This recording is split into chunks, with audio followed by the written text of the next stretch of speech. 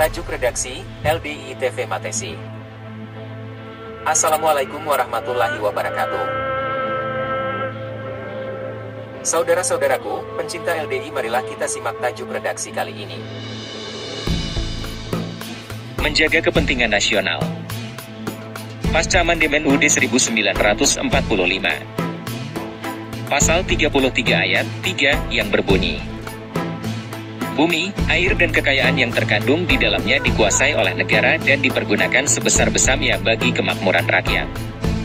Artinya negara memiliki kekuasaan untuk mengelola bahkan melindungi kekayaan alam tersebut. Persoalannya, sebagai negara kelas menengah, Indonesia memiliki keterbatasan terutama di bidang teknologi dan investasi.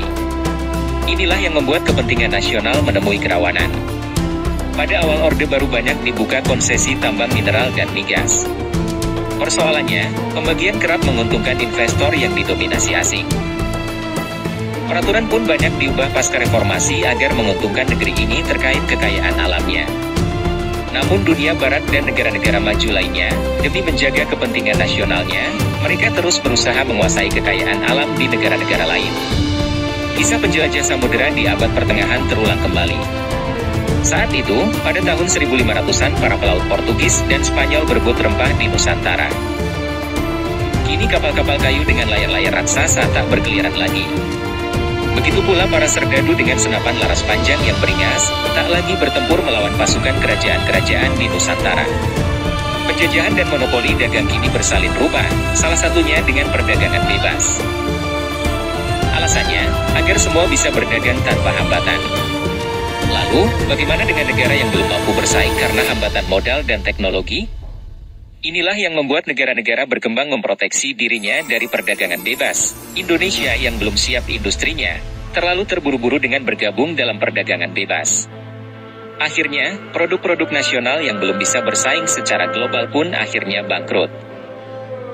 Contoh kecil, misalnya barang-barang pecah belah atau yang terbuat dari plastik. Mereka kalah bersaing dengan barang murah dari Cina. Akhirnya UMKM yang jadi produsen memilih tutup, lalu beralih menjadi importir barang murah dari negara tetangga itu. Untuk kasus nikel dan beragam mineral jarang, Indonesia jangan sampai larut oleh tuntutan Uni Eropa.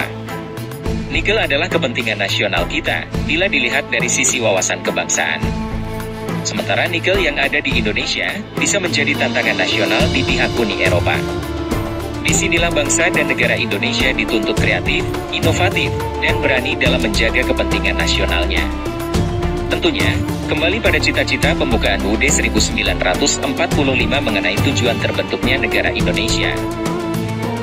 Nikel dan kekayaan alam Indonesia bisa menjadi daya tawar yang kuat, bahkan jauh sebelum diolah atau dimanfaatkan untuk kepentingan industri. Hutan hujan tropis, misalnya.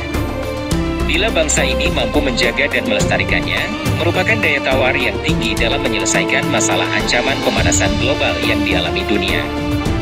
Hutan-hutan itu bisa mendatangkan devisa tanpa kita menebang sepohon pun dan bahkan masih bisa memanfaatkan ribuan tanaman obat di dalamnya. Saat dunia butuh nikel, kita bisa menyetop ekspor. Dan hanya mau membuka keran ekspor dengan syarat-syarat yang menguntungkan negeri ini. Inilah yang harus diperhatikan segenap tumpah darah bangsa. Tentu saja, semua kebijakan tersebut harus memperhatikan kepentingan nasional dalam menjaga Pancasila, UUD 1945, Bhinneka Tunggal Ika, dan NKRI.